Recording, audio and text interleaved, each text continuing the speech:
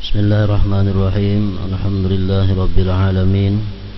Wassalatu wassalamu ala asyrafil anbiya wal mursalin sayyidina maulana Muhammad wa ala alihi wa sahbihi ajma'in.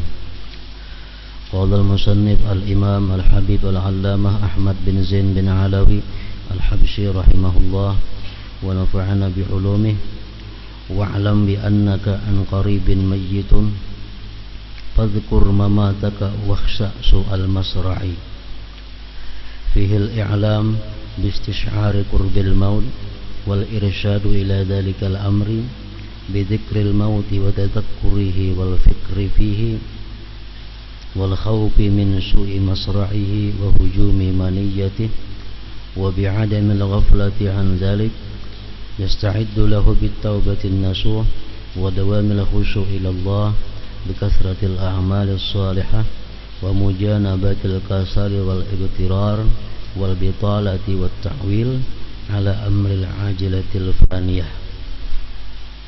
ثم قال الناظم رضي الله عنه أمين واذكر بأنك عن قليل صائر في بطن كبر من فلاة بلقاع فهو إرشاد وإيصاء منه بذكر القبر وتذكر والفكر فيه واستشعار قرب المصير إليه بالانتقال من الحياة الدنيا إلى حفرة القبر من الأرض الخالية وبذلك الأمر بالاستعداد له فلا يستعد للقبر من غفل عنه ولا يذكره من لم يتذكره ولا يتذكره على الكمال من لم يصغي إلى المذكرات له إلى آخره.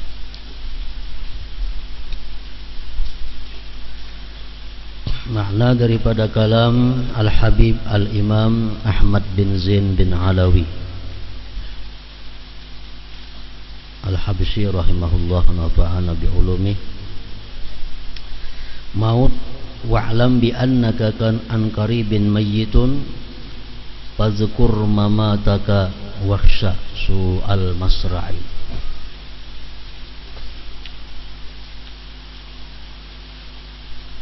Ketahuilah dalam waktu dekat engkau akan menjadi mayit,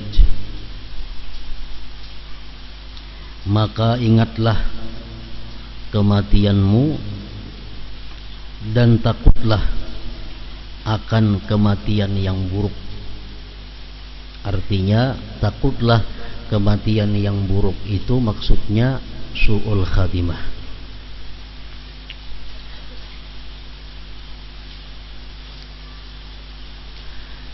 Setiap perbuatan dosa, perbuatan maksiat yang kita lakukan berpeluang menyirit orang yang melakukannya kepada su'ul khatimah itu. Jadi su'ul khatimah artinya kesudahan hidup yang buruk itu akibat daripada bertumpuk-tumpuknya dosa, bertumpuk-tumpuknya maksiat, lalu membawa dia kepada akhir yang buruk, akhir yang jahat. Su'ul khatimah ini bermacam-macam. Ada yang paling berat. Su'ul khatimah ini adalah seseorang mati keluar dari Islam. Sewaktu dia akhir-akhir hayatnya dia melepaskan Islam. Ini su'ul khatimah yang paling berat. Ada pula su'ul khatimah disebut orang-orang yang di akhir hayatnya itu memikirkan hal-hal duniawi. Sewaktu dia memikirkan duniawi atau mengerjakan hal-hal yang sifatnya duniawi, maka dia mati, itu pun bisa disebut dengan su'ul khatimah. Tetapi tingkatannya lebih intim daripada orang yang mati keluar daripada agama Islam. Jadi setiap perbuatan dosa, perbuatan maksiat itu berpotensi atau berpeluang untuk menyirit kepada su'ul khatimah. Oleh para ulama disebutkan ada beberapa dosa-dosa besar, baik yang zahir ataupun yang batin, yang sangat berpeluang, yang sangat berpotensi membawa pelakunya kepada su'ul khatimah itu. Jadi ada dosa yang kuat tarikannya membawa kita kepada su'ul khatimah. Ada yang zahir dan ada yang batin.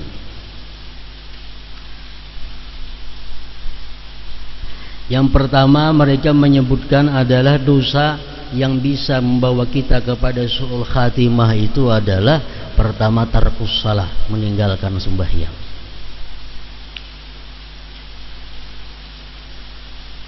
Maksudnya dia mati masih ada sembahyang yang ditinggalkannya. Nah ini orang jelas sudah matinya tidak dalam keadaan husnul khatimah.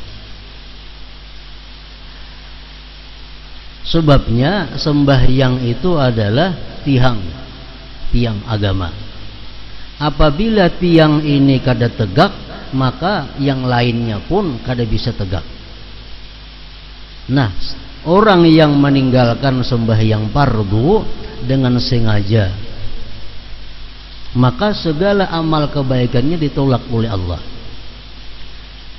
Jadi meninggalkan sembahyang fardu itu sangat menarik seseorang kepada mati su'ul khatimah.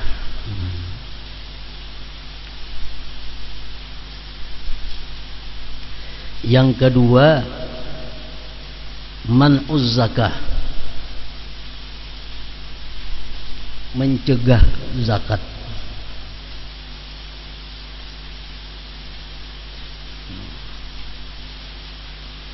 Orang ini bagaimanapun salehnya, beribadahnya kepada Allah, tetapi dia tidak membayar zakat, atau membayar zakat cuma tidak semestinya. Nah ini orang sangat juga berpeluang su'ul khatimah.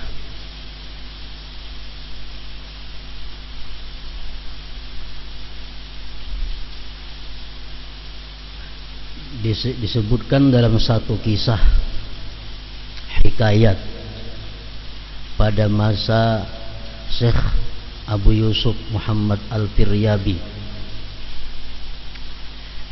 Tetangga, artinya kada jauh rumah dari Sidin, ada orang mati beberapa hari yang telah lalu. Lalu Sidin ini hendak bertakziah, hendak mailangi kepada keluarga nang kematian tadi. Sampai di rumah itu, dan sanaknya si mayit itu terus menerus menangis. Diberi nasihat, disabari, tetap menangis. Jadi ujar Syekh tadi, kenapa engkau menangis? Itu kematian adalah sudah ditakdirkan oleh Allah. Kita semuaan pasti mati. Kenapa ikan maka sampai beberapa hari ini menangis kada sing ampihan? Jadi ujar laki-laki tadi menjawab, ulun ini menangis bukan karena takut kematian itu kada. Masalahnya ulun ini menangis sedih, sakit hati terus menerus ini sewaktu menguburakan kakak ulun itu.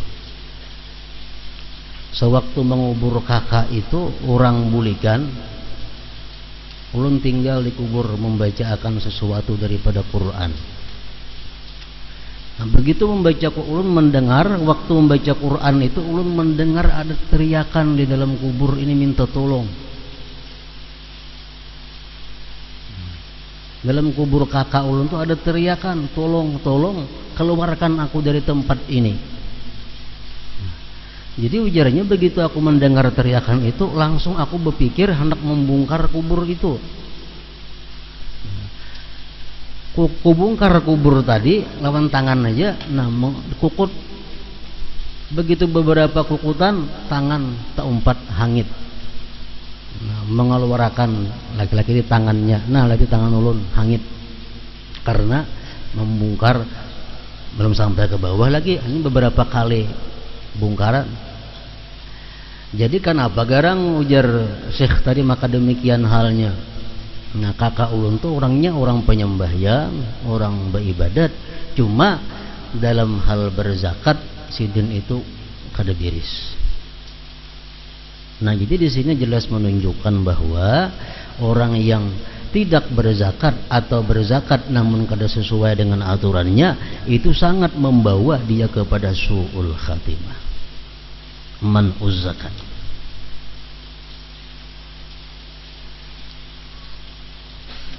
Yang ketiga, tarkul hajj ma'al qudrati alaih, kada naik haji padahal mampu.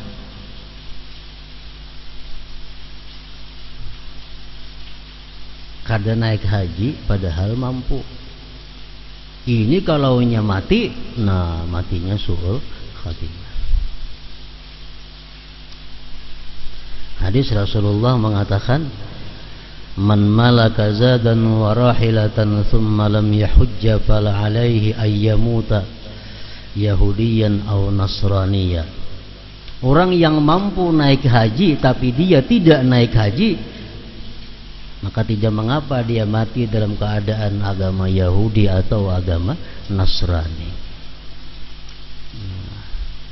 Orang nang kaina naik haji, mati padahal mampu, itu matinya berbahaya, su'ul khatimah. Yang keempat lagi, tarkul jumu'ati awil jamaah bi ghairi uzrin syar'i. Orang al-israru ala tarkil jum'ati awil jamaah bi ghairi uzrin syar'iyyin, orang yang mengakali, orang yang terus menerus kada sembahyang Jumat, zuhur saja umpamanya, Jumat kalau ke masjid, atau orang yang terus menerus artinya selalu sembahyang fardu 5 waktu itu kada berjamaah. Nya berjumat aja, cuma sembahyang fardu kada mau berjamaah kayak orang ke masjid, ke langgar, kada mau di rumah tuh bang seumuran. Nah ini orang sangat berpeluang matinya su'ul khatimah.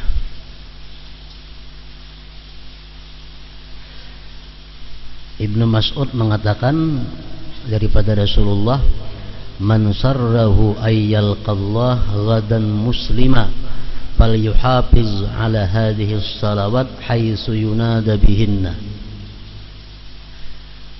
Siapa yang ingin bertemu Allah besok dalam keadaan Islam, muslim, hendaklah dia memelihara sembahyang 5 waktu berjamaah. Jadi pahamannya apa? Orang-orang nang sembahyangnya kada berjamaah itu, ini dikhawatirkan nantinya bertemu Allah kada dalam keadaan muslim.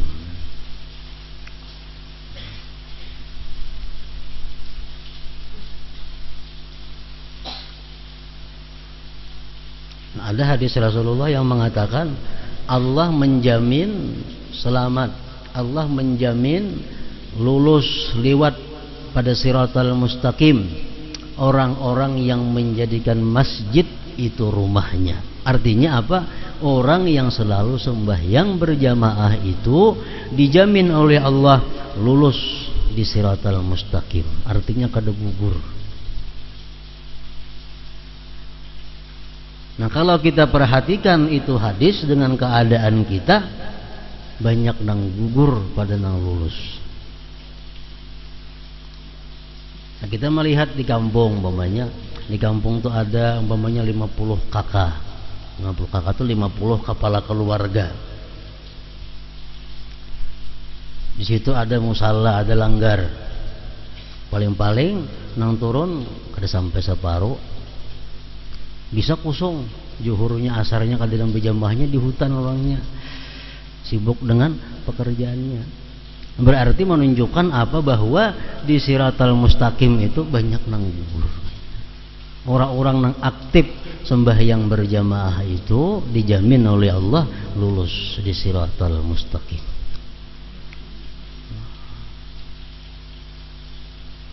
Kecuali ada uzur syar'i. Uzur syar'i itu macam hujan, jaminan uzur syar'i ngarannya, atau sakit. Sakit ini sakit nang menurut syara. Lain sakit nang ukuran kita, sakit nang menurut syara. Ini kada kau berjalan ke masjid karena lumpuh umpamanya, nah, itu uzur syara. Atau ingat takut keamanannya kalau dia tulak ke masjid kamu salah, nah itu uzur syara. Selama tidak uzur syara, ya macam itu tadi, dia menyirit seseorang kepada su'ul khatimah, nah meninggalkan sembahyang berjamaah.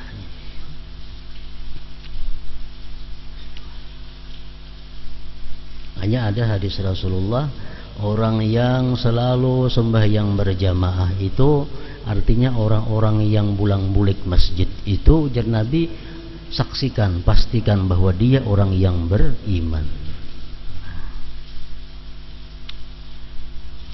Yang kelima, dosa yang sangat berpeluang membawa kepada su'ul khatimah adalah uququl walidain, durhaka kepada orang tua, durhaka kepada ibu bapak. Ini sangat menarik kepada su'ul khatimah. Walaupun ahli ibadah, penyembahyang, pemuasa, penyumbang, sosialnya tinggi, tapi lawan ibu bapaknya durhaka. Ini dicontohkan oleh Allah, dibuktikan pada zaman Rasulullah, sahabat beliau yang bernama Alqamah. Alqamah orang yang ahli ibadah, orang yang tiap hari bertemu Rasulullah, orang yang sembahyang 5 waktu bersama Rasulullah, orang yang berjihad dengan Rasulullah. Tapi begitu dia mati, hendak mati itu kada menerima ditalkinkan zikir, kada menyahut. Mulutnya kaku, kada kau menyebut kalimat la ilaha illallah. Teliti diteliti, sekalinya apa? Ibunya sakit hati dengan tingkah lakunya Alqamah ini. Nah, padahal ini sahabatnya Rasulullah, yang ibadahnya sudah kada diragukan lagi itu. Tapi karena dia durhaka dengan kedua orang tuanya, su'ul khatimah. Untung orang tuanya memaafkan, meridai dia, sehingga dia bisa mengucap la ilaha illallah. Alqamah. Yang keenam, yang sangat berpeluang juga membawa kepada su'ul khatimah, qat'ur rahim. Qat'ur rahim ini artinya memutus tali silaturahim, kadang menghiraukan keluarga, acuh tak acuh dengan keluarga. Ini ngarannya qat'ur rahim. Ini membawa kepada su'ul khatimah. Dalam kitab Al-Kabair disebutkan kejadian yang pernah terjadi di masa lampau. Ada orang kaya naik haji. Orang kaya ini naik haji membawa duit rasanya 1000 dinar.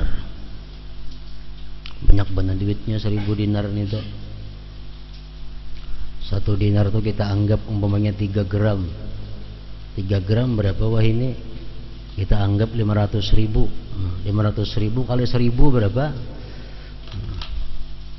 Banyak benar nolnya. Naik haji membawa duit 1000 dinar.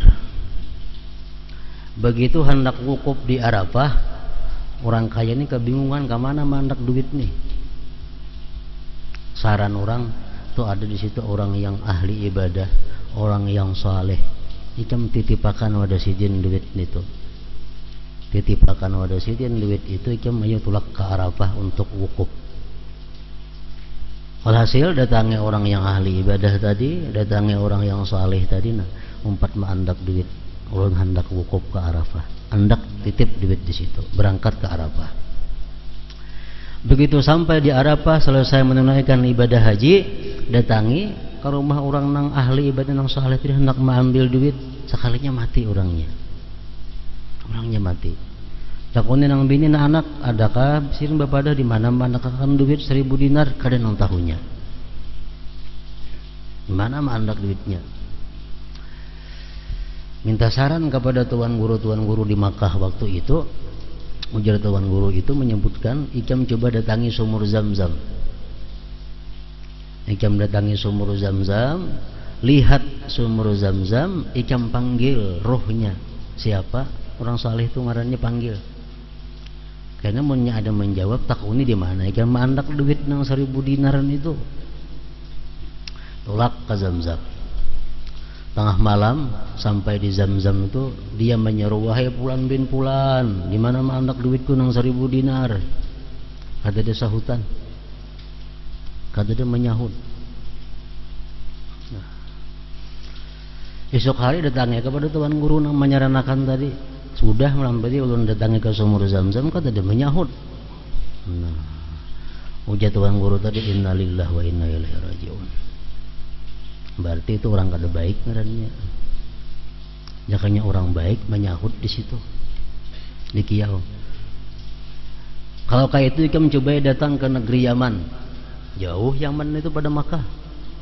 Tapi duitnya 1000 dinar, cocok aja nanti tunti. Ikam datang ke negeri Yaman, ikam takunakan di sana ada sumur ngarannya sumur Barhud. Sumur Barhud itu tembusannya ke neraka Jahanam. Ikam baku ciak di situ, panggil ngarannya Fulan bin Fulan tadi. Tulak ke Yaman, takun di mana andaknya sumur Barhud itu dipadahkan orang situ. Tengah malam dia berteriak, wahai Fulan bin Fulan, di mana mandak duit yang 1000 dinar? Akhirnya menjawab di situ. Menjawab, duit itu kupatak di bawah tangga. Yang datangnya aja ke situ, ke rumahku itu di bawah tangga, cari situ ada duitnya 1000 dinar. Lalu ujar nang sugih ini, kenapa pian tak kasih ini?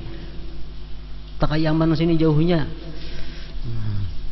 Ujarnya, aku adalah sewaktu hidupku, aku kadang menghiraukan, kadang memperdulikan dengan adingku nang perempuan. Kadang menghiraukan, kadang mengetahuani keadaannya kayak apa. Adingku tuh ada bini-bini. Nah, jadi ini disebut ngarannya qat'ur rahim, memutus silaturrahim. Ada bisi ading bini-bini, kada dihiraukan, kada diketahui keadaannya kayak apa, makan kahinya kada kah. Nah, kada dikawal ibadah aja. Ini qat'ur rahim. Akhirnya apa? Matinya su'ul khatimah. Nah, jadi qat'ur rahim ini sangat membawa berpeluang kepada su'ul khatimah. Yang ketujuh, ujar para ulama, yang membawa kepada su'ul khatimah itu ada lagi nusuduz zaujah li zaujiha, durhakanya seorang istri kepada suaminya. Ini perempuan, ini istri, kata-katanya, tingkah lakunya menyakitkan hati lakinya. Ini nusuz. Rasulullah sudah mengatakan bahwa perempuan-perempuan yang durhaka kepada suaminya itu amal ibadahnya kada diangkat kepada Allah Subhanahu wa taala. Artinya kada diterima. Kalau amal kada diterima, jelas sudah matinya akan su'ul khatimah. Yang kedelapan, adiyatu auliya illahi ta'ala, menyakiti kekasih-kekasih Allah, menyakiti wali Allah ta'ala. Karena apa? Karena orang yang menyakiti wali Allah itu, Allah mengatakan siapa-siapa yang menyakiti kekasihku berarti dia berperang denganku. Orang yang berperang dengan Allah sudah pasti akan kalah dan ke neraka. Makanya kata Imam Ja'far As-Shadiq mengatakan, Allah Subhanahu wa ta'ala menyembunyikan ridhanya di dalam taat. Oleh karena itu jangan engkau inting taat itu sekecil apapun, karena barangkali di situ ada ridhanya Allah Ta'ala. Allah meletakkan yang kedua, Allah meletakkan murkanya pada maksiat. Jangan engkau anggap inting maksiat sekecil apapun, karena di situ ada murkanya Allah Ta'ala. Yang ketiga, Allah menyembunyikan di antara kalian wali-walinya. Allah menyembunyikan di antara kalian kekasih-kekasihnya. Oleh karena itu jangan kau menyakiti seseorang, karena barangkali itu adalah kekasih Allah Subhanahu wa ta'ala. Menyakiti kekasih Allah, matinya su'ul khatimah. Yang kesembilan, aklu malil yatim, memakan harta yatim.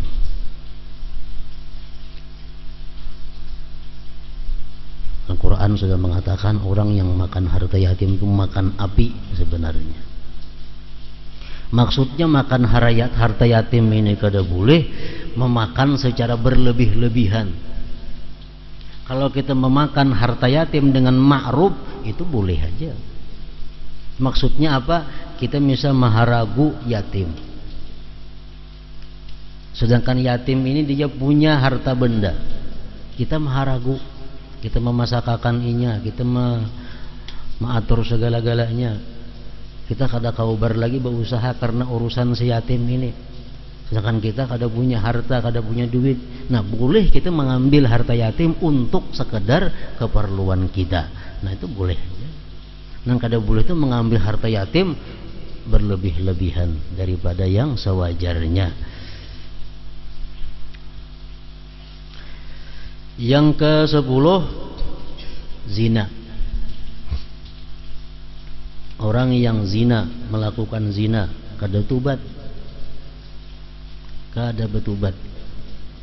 Nah, karena kata Rasulullah, orang yang melakukan zina itu dicabut iman daripadanya, imannya dicabut. Yang ke-11, riba. Itu Quran sudah mengatakan, siapa-siapa yang kada berhenti daripada perbuatan riba, beritahukan kepadanya bahwa aku memerangi mereka, ujar Allah Ta'ala.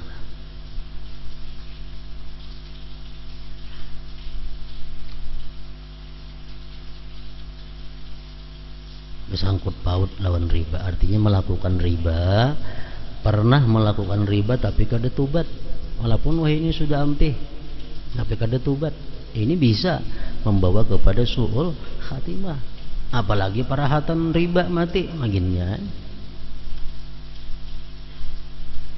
Parahatan masih membayar hutangnya umpamanya, parahatan masih duit mandak di banknya, mati su'ul khatimah.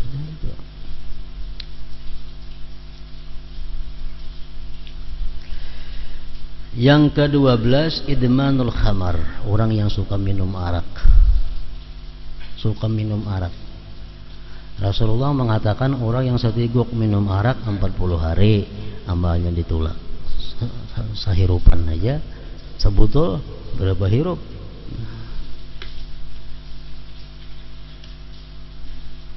Yang ke-13, zulmun nas, menzalim manusia. Ini umum. Menzalim manusia ini umum, membunuh orang, menyiksa orang, menipu orang, mengurangi takaran, ukuran, timbangan, termasuk menzalim manusia. Mengangkat tanah orang, menzalim manusia.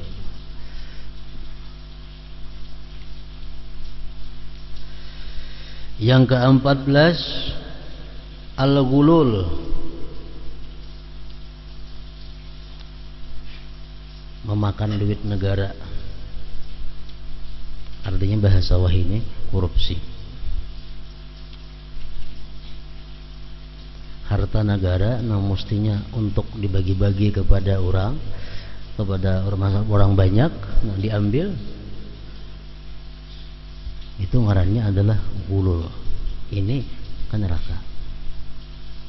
Masih ingat kita kisah pembantu Rasulullah, khadamnya Rasulullah yang bernama Karkarah. Khadamnya Rasulullah Karkarah ngarannya. Waktu peperangan umpat lawan Nabi jauh berperang, umpat berperang lawan orang kafir, ditumbak oleh orang kafir, rabahnya mati. Ujar orang untung Karkarah mati syahid. Ujar Nabi napa? La huwa finnar, dia masuk neraka. Bingung sahabat, kenapa masuk neraka? Maka matinya mati fisabilillah, mananya pembantu hidupnya melayani Rasulullah. Kenapa dia matinya masuk neraka wahai Rasulullah? Kata sahabat, karena dia ada mengambil harta negara yang belum dibagi. Harta pempasan perang itu harta negara. Sekalinya diperiksa, dia menyembunyikan selambar selimut di dalam kainnya, di dalam bajunya. Selambar selimut jadi sembunyikannya. Ampun negara nih. Selambar selimut itu berapa harganya? Ya Nabi huwa finnar, dia di neraka. Padahal matinya dibunuh orang kafir, berperang lawan Rasulullah, cuma karena selambar selimut mengambil harta negara, huwa finnar.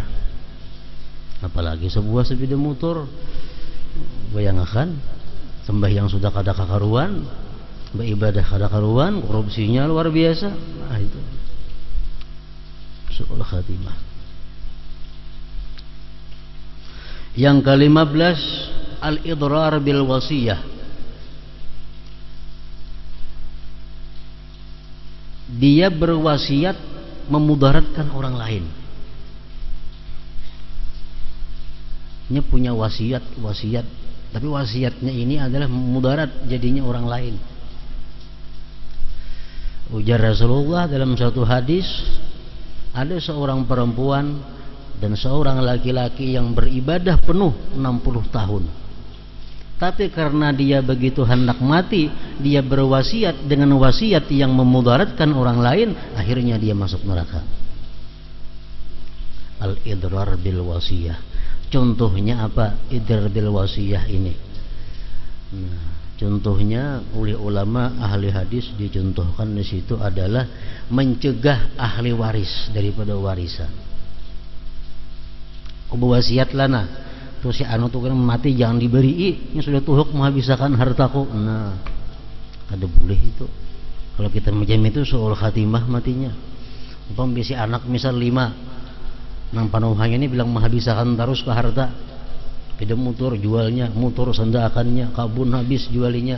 Nang kawitan ini kasarikan lah bila aku mati jangan diberi lagi harta inya, itu kada boleh. Karena Allah sudah menetapkan bahwa inya dapat waris. Berarti merubah hukum Allah ngarannya, itu ganal bahayanya. Atau berwasiat lah, karena kan bila aku mati rumah ini jangan dijual. Jangan berwasiat macam itu, mengalihin yang hidup kaina. Jangan berwasiat macam itu. Karena bila kita mati rumah itu pun waris sudah dijualnya, kalau diapainya lagi boleh aja. Jangan hendak mengalihi. Ujar Nabi kita, la wasiyata liwaris. Tidak ada wasiat lagi untuk waris. Waris itu sudah ada jatah-jatahnya. Allah sudah mengatur di Quran, si A dapat sekian, B dapat sekian. Kita kada boleh lagi mengatur. Kita boleh berwasiat untuk menangbukan waris. Nah bila aku mati, kayaknya tolong aku berwasiat, aku nak memberi pesantren, masjid masing-masing Rp1.000.000. Nah ayo itu wasiat yang bagus. Kalau berwasiat untuk waris itu kada boleh, karena Allah sudah mengatur waris. Jangan hendak menyamai Allah, maulah aturan seorang, itu berat jadinya. Al-idrar bil wasiyah. Yang ke-17, buhtan. Buhtan ini artinya apa? Mengada-ada orang lain, mendakwa orang lain yang bukan-bukan. Lebih jelasnya, buhtan ini adalah kita mengaibkan, mencela orang lain dengan cela yang tidak ada pada dirinya. Nah, itu kada boleh. Berat itu, buhtan itu.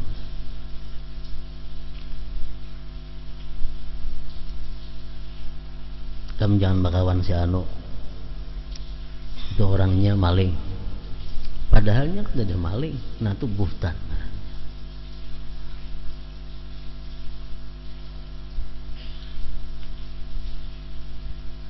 Lihat orang punya banyak dapat duit, tuh dapat duit itu merampok di mana atau, padahal ada dayanya, buhtan itu ngarannya. Nah, ini berat, lebih berat daripada zina, lebih berat daripada zina. Yang ke-17, ghibah. Orang yang suka menggibah ini matinya su'ul khatimah. Gibah ini adalah mencela orang dengan aib yang ada pada orang itu. Mencela orang, tapi memang orang itu benar-benar ada aib. Itu gibah ngarannya. Jangan juga itu. Yang ke-18, namimah, ma'adu domba. Orang nang asal bakawan jadi bakalahi, orang nang asal rukun jadi cerai-berai karena diadu dombanya. Nah, orang macam ini ujar Nabi diazab. Artinya apa? Matinya su'ul khatimah. Yang ke-19, sihir. Sihir macam-macam bentuknya. Sihir ini menggunakan hal-hal yang sifatnya bukan diridai Allah, hal-hal yang sifatnya kafir, menggunakan syaitan, menggunakan mantra-mantra jin untuk mencapai tujuannya. Mulai hal nang halus sampai hal-hal nang ganal. Nang halus macam apa? Panglaris toko supaya payu, lalu maulah mantra-mantra sihir diandak di toko supaya payu, atau supaya orang hakun lawan seorang disihir orangnya, sihir juga. Atau sarik lawan orang lalu diparang maya, sihir juga. Sihir ini ada dan kita wajib percaya sihir itu ada. Quran mengatakan sihir itu ada dan Rasulullah pernah disihir. Yang ke-20, qatlun nafsi, bunuh diri. Bunuh diri. Rasulullah pernah berperang dalam satu peperangan. Lalu ada sahabat beliau tuh yang dipedang oleh musuh. Nah, kesakitan nih ya, kelapak ditimpasnya oleh orang kafir. Rupanya asa kada tahan lagi nya menyandang nih, diambilnya pedangnya seorang, dicucukkannya ke parutnya seorang. Bunuh diri. Jar Nabi huwa finnar, dia masuk dalam neraka. Dan dia akan diazab setiap hari dalam neraka dengan mencucuk parutnya dengan pedang itu. Jadi hadis Nabi demikian mengatakan, orang yang mati minum racun, ujar Nabi kita, kena di dalam neraka dia tiap hari diminumi racun. Orang yang matinya bergugur di gunung, di tempat yang tinggi, kena tiap hari digugurakan orang dalam neraka situ. Orang yang bunuh diri bergantung di neraka, bergantung juga hari-hari.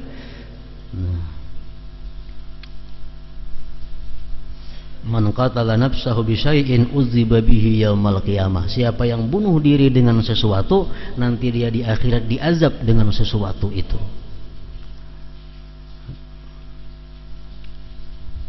Yang ke-21, al-kadzib 'ala Allah wa rasulih, berdusta atas nama Allah dan Rasul. Rasulullah mengatakan ini, padahal kada. Ini hukumnya haram, pada Allah kadang mengharamkan itu. Nah, ini bahaya. Termasuk bersumpah palsu. Itu berdusta atas nama Allah juga ngarannya. Nah itu membawa kepada su'ul khatimah. Yang ke-22 al-iddia ila ghairi abih. Nah ini mengaku abah nang bukan abahnya, atau mengaku anak nang bukan anaknya, mengaku ading nang bukan adingnya. Ya nang orang nang kada habib bepada habib, itu termasuk. Ujar Nabi kita, manidda'a ila ghairi abi wa huwa ya'lam annahu ghairu abi fal jannatu alaihi haram. Orang yang mengakui bahwa itu abahnya padahal dia tahu itu bukan abahnya, maka surga atasnya haram. Ada lagi hadis Rasulullah yang mengatakan, siapa yang tidak senang dengan abahnya lalu dia mengatakan itu lain abahnya, maka dia kafir.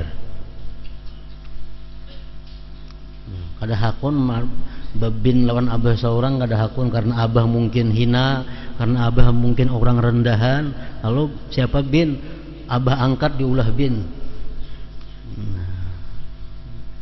Rasul mengatakan bahwa kafir.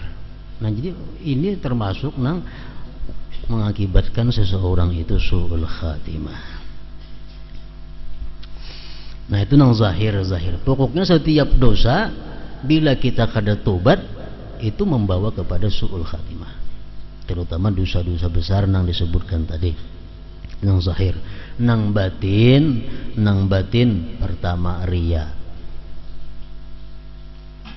Riya membawa kepada su'ul khatimah. Kenapa? Karena orang riya amalnya kada diterima Allah. Kalau kita mati kada membawa amal, apa lagi? Yang kedua ujub. Ujub ini orang nang kada merasa dirinya ditolong Allah. Ujub ini orang nang kada merasa dirinya bisa beribadah karena kekuatan Allah. Merasa inya nang punya kemampuan, kehebatan, kepintaran. Ketiga sombong.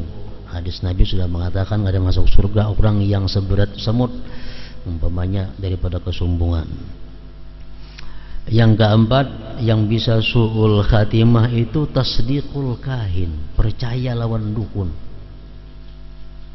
Percaya lawan dukun.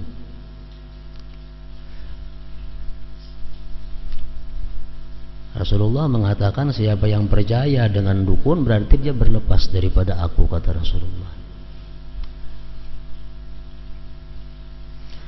Yang kelima, i'tikadul bid'ah. Dia i'tikadnya bid'ah. I'tikadnya kada sesuai dengan i'tikad Rasulullah, kada sesuai dengan i'tikadnya para sahabat dan keluarga Rasulullah. I'tikadnya ini ganjil. Keyakinannya.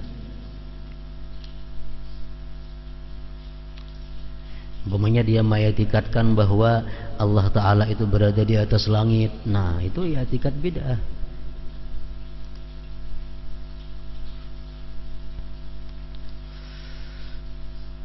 Yang keenam al-hikid, dendam.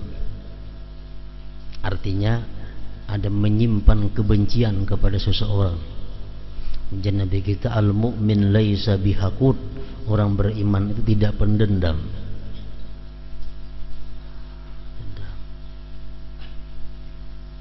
Al-hasad, iri dengki, su'ul khatimah akhirnya. Kenapa? Karena hasad ini memakan kebajikan yang ada, sebagaimana memakannya api terhadap kayu yang kering. Akhirnya mati, habis, kada diisi amal lagi karena iri dengkinya. Yang kedelapan, al-amnu min makrillah, merasa aman daripada perdaya Allah. Maksudnya apa? Orang yang mati rasa yakin husnul khatimah. Nah ya itu sudah macam su'ul khatimah. Matinya ini asa yakin sudah husnul khatimah.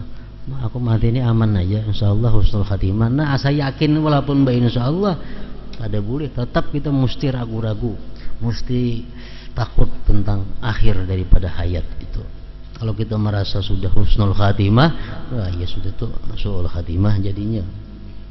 Yang kesembilan, di antara dosa-dosa batin yang membahayakan kepada akhir hidup kita adalah bughdu ahli baitin nabi wa ashabih, benci. Dalam hati ini artinya ada kebencian dengan keluarga Rasulullah atau sahabat-sahabat Rasulullah. itu pun membahayakan kita, menarik iman, mengeluarkan iman daripada hati sewaktu kita hendak dicabut roh itu.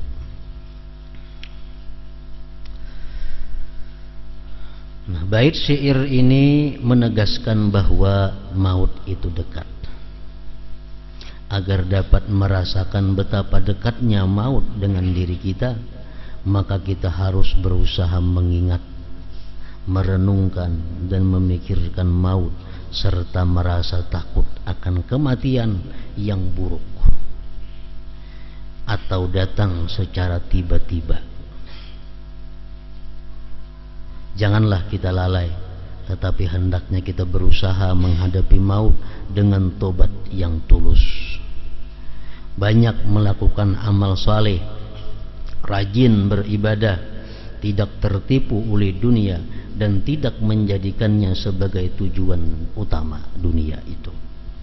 Makanya itu ujar para ulama mengatakan bahwa husnul khatimah itu adalah sebabnya utama pertama adalah takwa.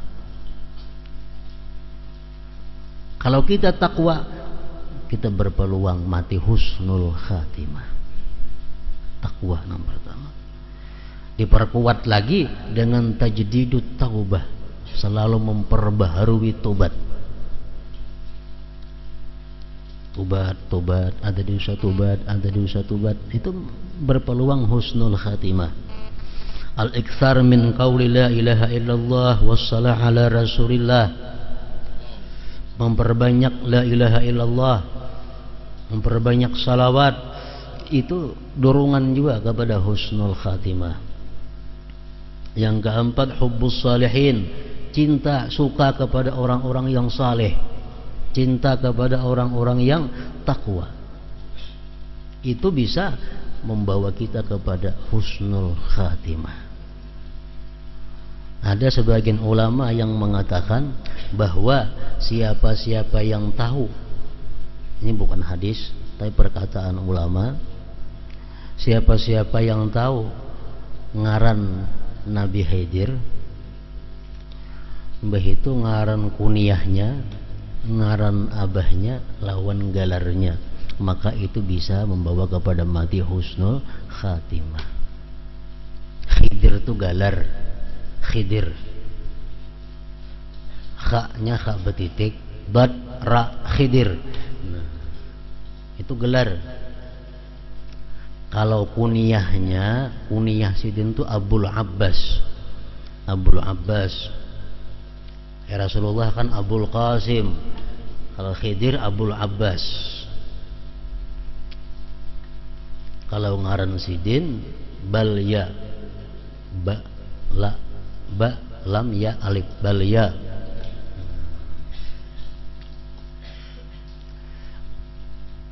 Bin Malkan, Malkan itu mim, lam, kaf halus, alif, nun, Malkan.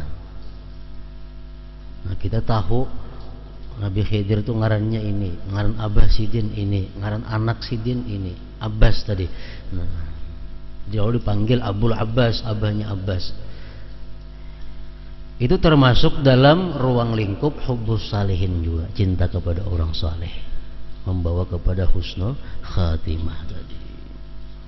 Nah, kemudian sesudah maut disambung kubur.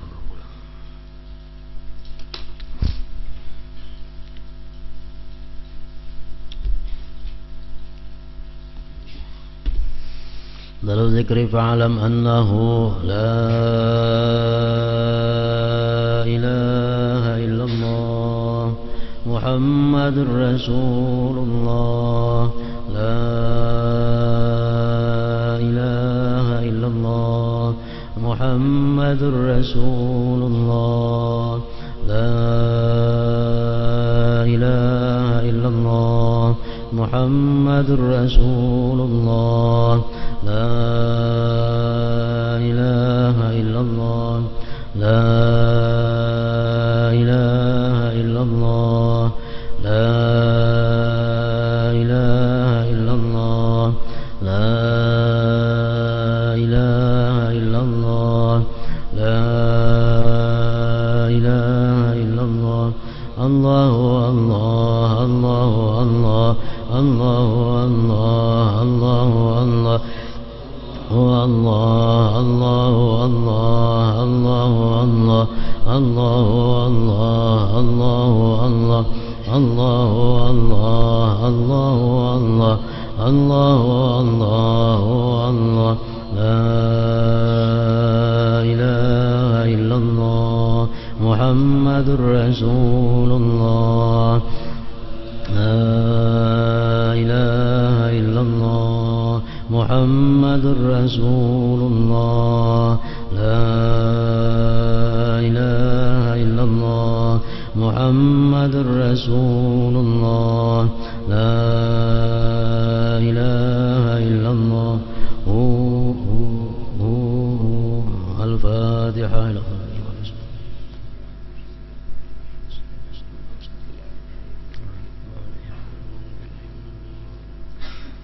يا أيها الرجل منه شفاعة صلوا عليه وسلموا تسليما.